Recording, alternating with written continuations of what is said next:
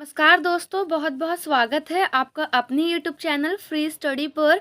आज की वीडियो में हम बात करने वाले हैं BA programme fourth semester history के यूनिट 4 के बारे में, जिसका नाम है महान विद्रोह, कारण तथा स्वरूप। यहाँ पे हम 1857 का जो विद्रोह हुआ था उसके बारे में पढ़ेंगे।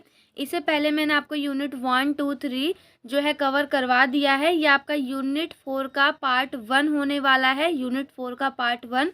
चलो बिना किसी देरी की वीडियो की स्टार्ट करते हैं। और अगर आप हमारे चैनल पे नए हो तो चैनल को सब्सक्राइब और वीडियो को लाइक करना ना भूलें। और एक बहुत इम्पॉर्टेंट बात, टेलीग्राम पे हमारा चैनल है फ्री स्टडी के नाम से। चैनल का जो लिंक है वो आपको वीडियो के डिस्क्रिप्शन में प्रोवाइड करवा दिया गया है।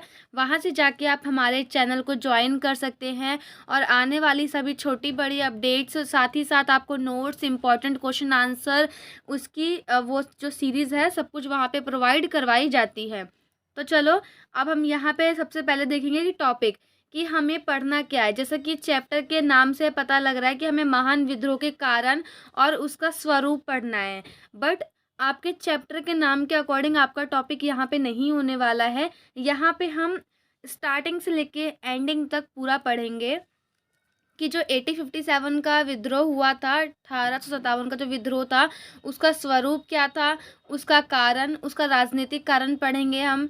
साथ ही साथ राजनीतिक, आर्थिक, सामाजिक, धार्मिक, सैनिक और तत्कालिक, ये सारे ही कारण हम इसमें पढ़ेंगे। साथ ही साथ इसका प्रारंभ कैसे हुआ, कौन कौन से राज्य से इसका प्रारंभ स्टार्ट हुआ, विस्तार कैसे हुआ, विद्रोह से संबंधित विचार जो थे, कैसे कैसे विचार थे, जो इतिहासकार रहे उनके क्या विचार रहे इसको लेकर के।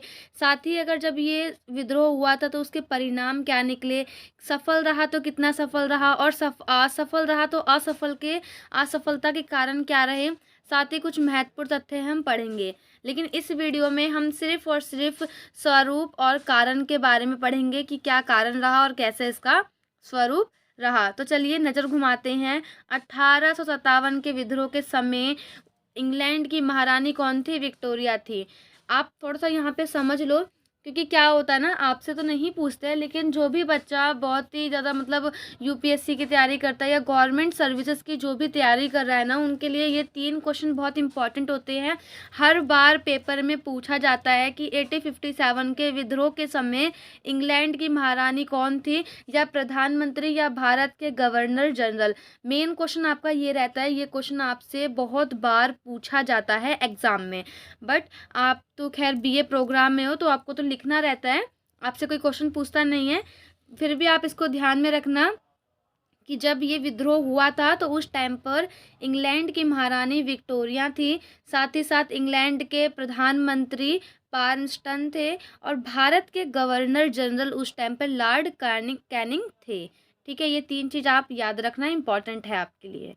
उसके बाद देख लेते हैं 1857 के विद्रोह की योजना। भारत के बिठूर, बिठूर कहाँ पे है? कानपुर में। भारत के बिठूर में तैयार की गई, जिसमें नाना साहब और अजीमुल्लाह खां थे। इसके बाद अजीमुल्लाह खां लंदन गए और वहाँ रह रहे भारतीयों से भी उन्होंने समर्थन प्राप्त करना चाहा। मतलब वहाँ पर लोगों को बताया और वो चाहते थे कि वो लोग भी भारतीयों का समर्थन करें, भारतीयों के साथ, मतलब भारतीयों का साथ दें। उसके बाद 1857 के विद्रोह का प्रतीक कमल का फूल था और रोटी था, और विद्रोही ने हरे रंग का झंडे का प्रयोग किया था। यानी कि जो भारतीय थे, भारतीयों ने हरे रंग के झंडे पर एक कमल का फूल बना था यहाँ पर, और रोटी, ऐसे झंडे का उन्होंने यूज़ किया था। इसके बाद है, अब यहाँ पे थोड़ा सा मैंने आपको ऐसे ही बताया है इम्पॉर्टेंट चीज़। अब हम यहाँ पे देखते हैं कि 1857 के विद्रोह का स्वरूप कैसा रहा। तो देखिए, अनेक ब्रिटिश इतिहासकार इस विद्रोह को सैनिक विद्रोह, मुस्लिम षड्यंत्र तथा धर्मांधों का ईसाइयों के विरुद्ध विद्रोह आदि मानते हैं। यानी कि जो ब्रिटिश इतिहासकार हैं वो इस विद्रोह को या तो सैनिक विद्रोह, मुस्लिम षड्यंत्र, ये सब मानते हैं। लेकिन जो भारतीय इतिहासकार रहे, भारतीय इतिहासकार इसे भारत की स्वतंत्रता के लिए लड़ा गया प्रथम स्वतंत्रता संग्राम या राष्ट्रीय आंदोलन मानते हैं। लेकिन यह एक पूर्णतः राष्ट्रीय आंदोलन नहीं था, यानी कि पूरी तरीके से राष्ट्रीय आंदोलन नहीं था। क्यों? क्योंकि राष्ट्रीय भावना से सभी लोग प्रेरित भी नहीं थे, फिर भी यह राष्ट्रीय आंदोलन का प्रथम चरण था। यानी कि जितने भी लोगों ने इसमें समर्थन दिया, सभी के अंदर देश को लेकर राष्ट्रीय भावना नहीं थी, सब लोग अपने अपने हित के लिए लड़ रहे थे। लेकिन कहीं ना कहीं इसको जो है राष्ट्रीय आंदोलन का प्रथम चरण माना गया, क्योंकि सभी का उद्देश्य क्या था? सभी का सेम उद्देश्य था कि भारत से ब्रिटिश शासन को उखाड़ फेंकना, यानी जो ब्रिटिश शासन भारत के अंदर राज कर रहा है उसको वहाँ से भगाना। तो चलो अब हम यहाँ पे एक एक करके कारण देखते हैं। सबसे पहला कारण है सामाजिक एवं धार्मिक कारण। देखो, सामाजिक एवं धार्मिक कारण, अंग्रेज भारतीयों का बहुत अपमान करते थे या भारतीयों को नस्ली गाली देते थे। एक अंग्रेज अधिकारी एडवर्ड के अनुसार हमारा भारत में अधिकार करने का उद्देश्य लोगों को ईसाई बनाना था। यानी कि एक अंग्रेज अधिकारी थे जिनका नाम एडवर्ड था, उनके अनुसार ये था कि वो अगर भारत पर राज कर रहे हैं तो भारत पर राज करने का उनका मेन उद्देश्य ये था कि वहाँ पर लोगों को ईसाई बनाना या ईसाई धर्म को अपनाना था। उसके बाद 1850 में लैक्स लॉकी कानून, एक कानून आया। 1850 में एक कानून आया, जो ये कानून जो पारित किया गया था, इसके अनुसार जो हिंदू ईसाई धर्म स्वीकार करेगा उसे उसके पैतृक उत्तराधिकारों से वंचित नहीं किया जाएगा। यानी कि जो भी इस कानून को अपनाएगा उसको मतलब जो पिता की संपत्ति है उस पर पूरा अधिकार उसको दिया जाएगा। जो इस कानून को नहीं अपनाएगा उनको ये सारे अधिकार नहीं दिए जाएंगे, उसको उस अधिकारों से वंचित रखा जाएगा। तो ये एक जो है कानून आया था उस टाइम पर। उसके बाद हम देख लेते हैं यहाँ पे आर्थिक कारण। यहाँ अंग्रेजों की भू राजस्व नीति के कारण लोगों का अत्यधिक शोषण हुआ और इनकी आर्थिक नीतियों के कारण अकाल और महामारी पैदा हुई, जिससे सर्वाधिक संख्या में लोगों की मृत्यु हो गई थी। तो आर्थिक कारण यही था कि जो भी अंग्रेजों ने भू राजस्व नीति अपनाई थी, इसके कारण किसानों को बहुत ज़्यादा शोषण हुआ और काफ़ी लोगों की महामारी और अकाल के कारण लोगों की मृत्यु हो गई थी। इसके बाद हम देख लेते हैं राजनीतिक कारण। देखो, जैसा कि आप सभी को पता है, जब हमारे देश में अंग्रेज आए थे तो अंग्रेजों से पहले हमारे देश में कहीं ना कहीं मुगलों का साम्राज्य था, यानी मुगलों का अधिकार था, मुगल साम्राज्य था। अब मुगल साम्राज्य जब उस टाइम पर जब अंग्रेज हमारे यहाँ पर आ रहे थे, तब जैसे बहादुर शाह जफ़र हैं, शाह आलम है, ये सभी लोग कहीं ना कहीं अपना शासन चला रहे थे।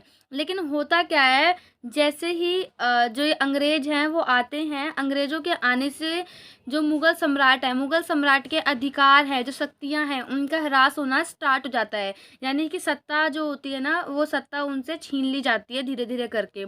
उसके बाद डलहौजी क्या करते हैं, 1856 में वाजिद अली शाह होते हैं। वाजिद अली शाह के पास एक राज्य होता है जिसका नाम होता है अवध। अवध पर शासन करते हैं वाजिद अली शाह, और अंग्रेज जो डलहौजी अंग्रेज थे वो आते हैं और वाजिद अली शाह पर कुप्रशासन का आरोप लगाते हैं, यानी कि वह अच्छा शासन नहीं कर रहे, इसका आरोप लगाकर उनसे अवध छीन कर अपने राज्य में मिला लेते हैं। तो यहाँ पर यही लिखा है कि डलहौजी ने 1856 में अवध के शासक जिनका नाम था वाजिद अली शाह, उन पर कुप्रशासन का आरोप लगाया और आरोप लगाकर अवध को अंग्रेजी साम्राज्य में विलय कर लिया, यानी कि मिला लिया। और उसके बाद अवध के नवाब वाजिद अली शाह को कोलकाता निर्वासित कर दिया, यानी कोलकाता भेज दिया। उसके बाद क्या होता है, लॉर्ड डलहौजी ने भारतीय नरेशों को पुत्र को गोद लेने से निषेध किया और राज्यों को हड़प लिया, जैसे कि सतारा, संभलपुर, जैतपुर, बघात, झांसी, उदयपुर। यहाँ पर क्या हुआ था, देखो काफ़ी राजा काफ़ी राजा ऐसे होते थे वहाँ पर, या ऐसे थे जिनकी कोई संतान नहीं थी, जो निसंतान थे। तो काफ़ी लोग क्या करते थे, काफ़ी राजा वगैरह किसी को भी गोद ले लेते थे अपने परिवार में से। मान लो कि बुआ का लड़का है या चाचा का लड़का है, उसको गोद ले लिया और उसके अपने बाद उसको अपना जो है शासन चलाने के लिए दे दिया। लेकिन डलहौजी ने क्या किया, डलहौजी ने पुत्र को गोद लेने से निषेध कर दिया। यानी कि अगर आपका खुद का पुत्र है तो ठीक है, अदरवाइज आप किसी के बेटे को अपनी संपत्ति, अपना राज्य नहीं दे सकते। और जो भी ऐसे राज्य रहे उनसे क्या करा, उनसे उनके राज्य को हड़प लिया। अब ऐसे कौन कौन से राज्य थे, जैसे कि सतारा, संभलपुर, जैतपुर, बघात, झांसी और उदयपुर। यहाँ पे ऐसे राजा शासन कर रहे थे जिनका कोई अपनी खुद की संतान नहीं थी। उसके बाद नाना साहब की पेंशन बंद कर दी। ये भी एक राजनीतिक कारण था कि जो नाना साहब थे उनकी पेंशन को बंद कर दिया। अब हम यहाँ पे देख लेते हैं सैनिक कारण। सैनिक कारण ये रहे कि भारतीय सेना में 2,38,000 भारतीय सैनिक थे तथा 45,000 यूरोपीय सैनिक थे। यानी कि जो भारतीय सेना थी उसमें 2,38,000 भारतीय सैनिक थे और दूसरी तरफ 45,000 यूरोपीय सैनिक थे, जिसमें भारतीय सैनिकों की संख्या बहुत ज़्यादा थी। सैनिकों में असंतोष का सबसे बड़ा कारण भेदभाव की नीति था। अब यह भेदभाव की नीति कैसी थी? ज़्यादातर भेदभाव होता था वेतन को लेकर। जो भारतीय थे उनको वेतन कम मिलता था और जो यूरोपीय सैनिक थे उनको वेतन वगैरह बहुत ज़्यादा दिया जाता था। तो भेदभाव की नीति के कारण भी सैनिकों में असंतोष फैला। उसके बाद 1854 में डाकघर सुधार अधिनियम पारित हुआ। यानी कि 1854 में एक अधिनियम आया जिसका नाम था डाकघर सुधार अधिनियम। इसके द्वारा सैनिकों की निःशुल्क यानी फ्री डाक सेवा समाप्त कर दी गई। अब इसमें क्या था, देखो जैसे कि सैनिक वगैरह जो है ना अपने घर से बहुत ज़्यादा दूर रहते थे। सपोज़ करो कि यहाँ पर उनका घर है और सैनिक वगैरह यहाँ पर रहते हैं बहुत दूर, 20 किलोमीटर 100 किलोमीटर दूर रहा करते थे। तो पहले क्या था, 1854 से पहले क्या था कि जब ये लोग अपनी कोई चिट्ठी लिखते थे, कोई खत लिखते थे, कोई पत्र लिखते थे अपने घर के लिए, तो फ्री उनके घर तक पहुंचाया जाता था। और यहाँ से उनके घर वाले अगर कोई पत्र लिखते थे तो यहाँ से उनके घर वालों की तरफ से यहाँ पे फ्री में पत्र, जो डाकघर है वो फ्री में लेटर वगैरह या जो भी बातचीत है इधर से उधर करते थे। लेकिन 1854 में एक ऐसा कानून आया कि जो ये फ्री डाक सेवा जो थी ना सैनिकों के लिए, उसको समाप्त कर दिया। मतलब पैसे लेना स्टार्ट कर दिया सैनिकों से भी। तो ये भी बहुत बड़ा कारण रहा क्योंकि वो अपने घर से बहुत दूर थे और कोई भी चीज़ बताने के लिए ना ही उनके पेरेंट्स उनके पास आ पाते थे, ना वो अपने पेरेंट्स के पास जा पाते थे। तो एक खत ही डाकघर के द्वारा अपने लेटर के थ्रू अपने फीलिंग्स को, कह सकते हैं फीलिंग इमोशंस को, अपने परिवार तक पहुंचाते थे फ्री में। लेकिन बाद में इस चीज़ों पर पैसा लगाना स्टार्ट कर दिया। अब हम यहाँ पे देख लेते हैं थोड़ा सा तत्कालिक कारण कि तत्कालिक कारण क्या रहे हैं। सबसे पहले 1856 में ब्रिटिश सरकार ने सैनिकों को ब्राउन बेस्ड बंदूक की जगह न्यू एंड इनफील्ड राइफल प्रयोग करने के लिए दिया, जिसमें चर्बी युक्त कारतूस लगी होती थी जिसे दांत से खींचना पड़ता था। तत्कालिक कारण आई थिंक ना आपने छठी से पढ़ते आ रहे हो, छठी 7वीं 8वीं से, कि तत्कालिक कारण क्या रहे हैं। तो यहाँ पर हुआ क्या कि 1856 से पहले, 1856 से पहले जो सैनिक वगैरह थे वो ब्राउन बेस्ड बंदूक का यूज़ करते थे। लेकिन 1856 के में क्या हुआ, सैनिकों को एक नई राइफ़ल दी गई, एक नई बंदूक दी गई जो कि नाम था जिसका न्यू एनफील्ड राइफ़ल। अब उसमें क्या होता था ना, उसमें चर्बी लगी रहती थी, सुअर की और गाय की चर्बी लगी रहती थी और उस चर्बी को पहले उनको दांत से खींचना पड़ता था। अब देखो यहाँ पर सर्वप्रथम बंगाल में ये अफवाह फैली कि इन कारतूसों में गाय एवं सुअर की चर्बी लगाई गई है। बाद में जब सरकार ने कारतूसों को मंगाना शुरू किया तो शक हकीकत में बदल गया।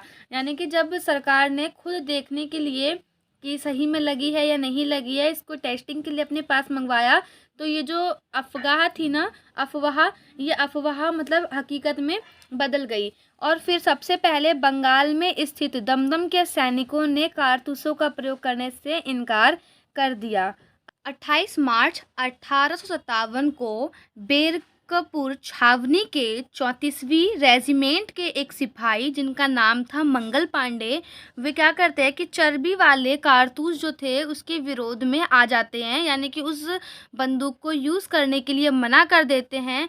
और उसके बाद जो एडजुटेंट थे उनको गोली मारकर हत्या कर देते हैं। जो मंगल पांडे थे ना, वो इनको गोली मारकर इनकी हत्या कर देते हैं और साथ ही सर्जेंट ह्यूरसन को गोली मारकर घायल कर देते हैं। यानी कि मंगल पांडे जो ब्रिटिश के जो दो वो रहते हैं ना सैनिक, उनको दोनों को मारते हैं। एक को गोली मारकर उनको तो घायल कर देते हैं और दूसरे को गोली मारकर उनकी हत्या कर देते हैं। अब जैसे ही ये बात पता लगती है ब्रिटिश सरकार को, तो ब्रिटिश सरकार क्या करती है, मंगल पांडे को 8 अप्रैल 1857 को फांसी दे देती है और यहीं से यह जो विरोध है वो विद्रोह में बदल जाता है। अब यहाँ पर जो गाय की चर्बी और सूअर की चर्बी जो लगाई गई थी ना, आप सभी को पता है कि जो हिंदू धर्म है, हिंदू धर्म को गाय को बहुत ज़्यादा माना जाता है। तो इसीलिए हिंदुओं ने इस चीज़ के विरोध में आए, इस चीज़ को मना कर दिया कि हम गाय जिसमें मतलब चर्बी लगी है गाय की, इस बंदूक को यूज़ नहीं करेंगे। तो यही कारण रहा, तत्कालिक कारण, जिसकी वजह से 1857 का विद्रोह जो है स्टार्ट हो गया। अब कैसे कैसे स्टार्ट हुआ, किस किस राज्य से स्टार्ट हुआ, वो हम पढ़ेंगे नेक्स्ट वीडियो में। अगर आपको वीडियो पसंद आई हो तो वीडियो को लाइक, शेयर और चैनल को सब्सक्राइब करना ना भूलें। मिलते हैं नेक्स्ट वीडियो में, तब तक के लिए जय हिंद, जय भारत।